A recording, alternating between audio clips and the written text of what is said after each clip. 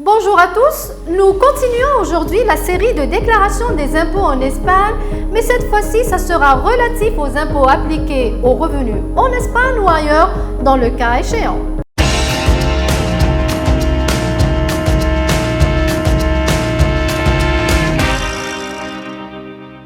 Comme vous le savez, nous sommes toujours en pleine campagne de déclaration de l'impôt sur le revenu des personnes physiques.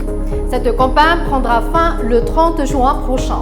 Néanmoins, toute personne fiscalement résidente en Espagne aura l'obligation de faire cette déclaration.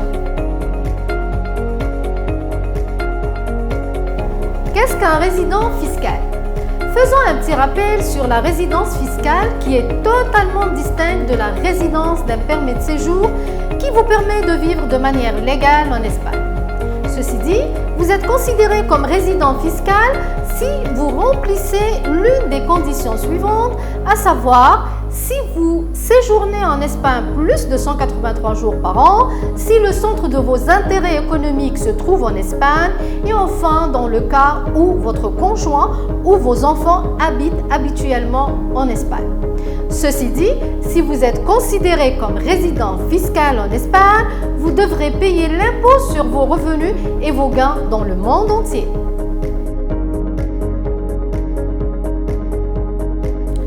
Qu'est-ce qu'un IRPF?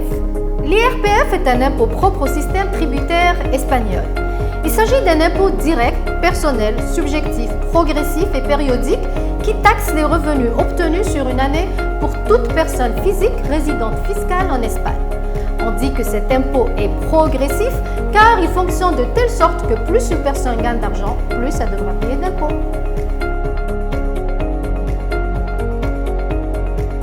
Sur qui s'applique l'IRPF?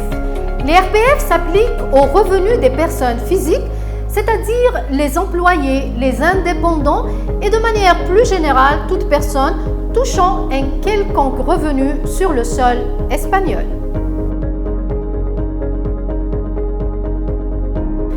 À quel type de revenus s'applique l'IRPF?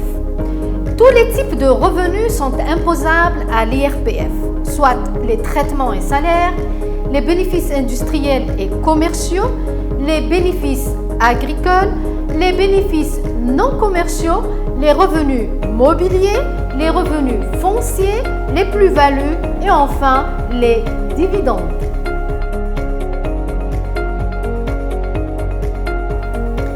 Impôt sur les revenus du travail en Espagne.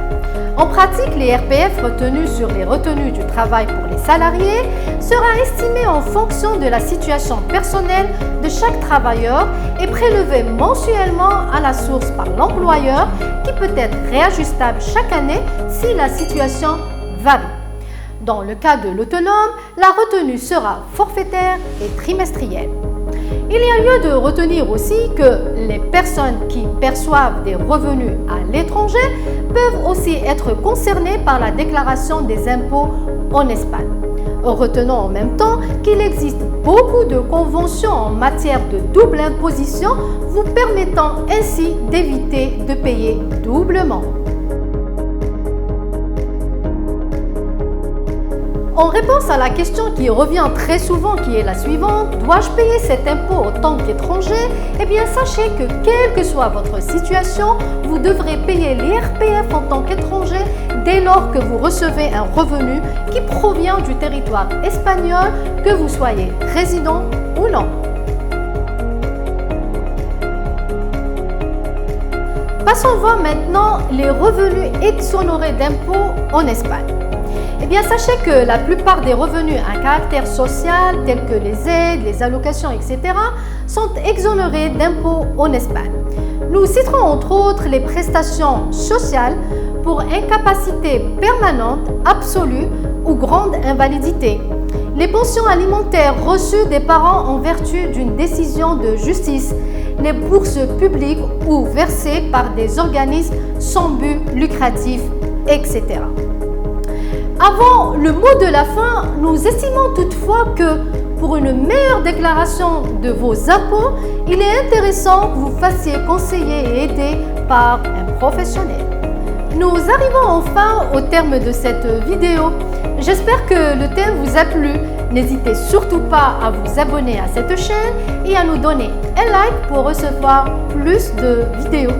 En cas de doute, n'hésitez surtout pas à nous contacter. Vous trouverez nos coordonnées ici en barre d'infos. Nous serons très ravis de vous répondre à toutes vos questions. Merci beaucoup pour votre attention et à très bientôt.